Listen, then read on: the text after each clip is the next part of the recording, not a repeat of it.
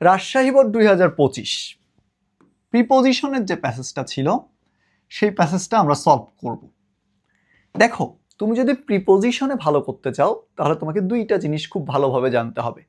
একটা হচ্ছে appropriate preposition, আরেকটা হচ্ছে কি বলো দেখি মিনিং।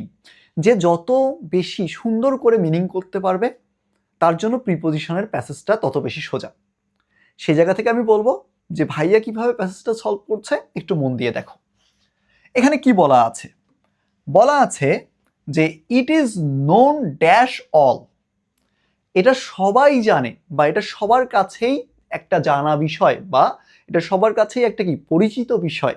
ঠিক আছে, তাহলে দেখো এই জায়গায় তুমি এখানে ভার্বটার দিকে তোমার খেয়াল করতে হবে। নো, নো ভার্ব দেওয়া আছে তাই না? নোন ভার্বটা দেওয়া আছে। আর কোনো জিনিস আমাদের কাছে পরিচিত বা কোনো জিনিস আমরা এমন জানি এই অর্থে নো এর পরে সবসময় আমাকে অ্যাপ্রোপ্রিয়েট প্রিপোজিশন হিসেবে টু বসাতে হয়। নোন টু মানে কি? পরিচিত, বা নোন টু মানে হচ্ছে কি বলো দেখি সাধারণভাবে পরিচিত একটা বিষয়কে নির্দেশ করা হয়। দ্যাট, যে one day all will pass away dash this আর্থ। একদিন সবাই কি করবে? এই যে পৃথিবীটা আছে এই পৃথিবী থেকে কি করে যাবে? চলে যাবে, তাই না? পৃথিবী ছেড়ে চলে যাবে। এখানে তুমি খেয়াল করো এটা আমাকে কেমন অর্থ দিচ্ছে, যে one day all will pass away, সবাই চলে যাবে। কোথা থেকে? দেখো, এই পৃথিবীটা থেকে, তাই তো? হতে থেকে অর্থ দিলে তোমাকে সবসময় কি বসাতে হয়? ফ্রম বসাতে হয়। তার মানে তোমাকে বলতে হবে ফ্রম দিস আর্থ। ক্লিয়ার? এর পরবর্তীতে দেখো কি বলা আছে। So we have no escape dash death. তার মানে এই জন্য আমাদের মৃত্যু থেকে পালানোর কোনো উপায় নেই, বা মৃত্যু থেকে পালানোর কোনো মানে সুযোগ নেই, তাই তো? তার মানে দেখো এইখানে বলতেছে তোমাকে এসকেপ, এই এসকেপের দিকটাকে তোমাকে খেয়াল করতে হবে। এসকেপ বলছে কিসের থেকে? এসকেপ, মৃত্যু থেকে। আর এসকেপের পরে অ্যাপ্রোপ্রিয়েট প্রিপোজিশন হিসেবে সবসময় তোমার ফ্রম বসাতে হয়। দেখো, তুমি যদি নাও জানতে যে এসকেপের পরে অ্যাপ্রোপ্রিয়েট প্রিপোজিশন হিসেবে ফ্রম বসাতে হয়, তারপরেও কিন্তু তুমি অর্থের মাধ্যমে বের করে নিতে পারলে। সেই জন্য বলেছি অ্যাপ্রোপ্রিয়েট প্রিপোজিশন এবং অর্থ তোমাকে খুব ভালো মতো বুঝতে হবে। One day everyone will lie dash the IC lab of death. One day, একদিন, এভরিওয়ান উইল লাই, সকলে কি হবে বলো দেখি? যে হচ্ছে নিমজ্জিত হয়ে যাবে, আবার আমি যদি বলি সকলে কি হয়ে যাবে? নিহিত হয়ে যাবে। ঠিক আছে, আচ্ছা, কিসের মধ্যে? The IC lab of death, মৃত্যুর শীতল যে হচ্ছে তোমার কোল আছে এখানে তারা হচ্ছে অন্তর্নিহিত হয়ে যাবে। ঠিক আছে, এটার মধ্যে ঢুকে যাবে, এটার মধ্যে অনুপ্রবেশ করবে। ঠিক আছে, because that is common dash all. তার মানে দেখো তো এইখানে তুমি এই যে লাই, এখানে যে কি বলা আছে বলো দেখি? লাই, এইটার দিকে তোমাকে একটু খেয়াল করতে হবে। লাইয়ের সঙ্গে সবসময় অ্যাপ্রোপ্রিয়েট, রাইটের সঙ্গে মানে লাইয়ের সঙ্গে সবসময় অ্যাপ্রোপ্রিয়েট প্রিপোজিশন হিসেবে তোমাকে ব্যবহার করতে হয় ইন। কি ব্যবহার করতে হয়? ইন। তার মানে একদিন সবাই কি করবে? যে এই যে মৃত্যুর যে হচ্ছে তোমার হচ্ছে শীতল যে হচ্ছে মানে তোমার যে কোল, এখানে তারা হচ্ছে প্রবেশ করবে বা হচ্ছে এটার মধ্যে নিহিত হয়ে যাবে। তার পরবর্তীতে বলছে because death is common dash all. তার কারণ এই যে মৃত্যুটা সবার কাছেই কি বলো দেখি? সাধারণ।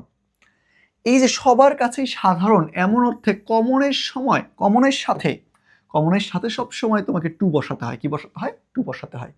তারপরে তোমাকে বলতে হবে যে because death is common to all. তার পরবর্তীতে আমি যদি দেখি, so we should not মোর্ন dash the death. এই জন্য আমাদের এই মৃত্যুর জন্য হাহাকার করা উচিত নয়, শোক প্রকাশ করা উচিত নয়।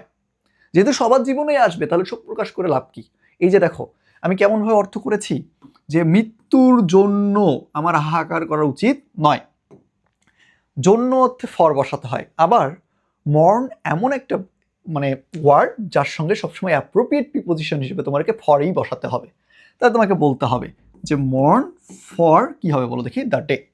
ঠিক আছে, তার পরবর্তীতে যদি বলি ডেথ ইজ ইনএভিটেবল, মানে কি?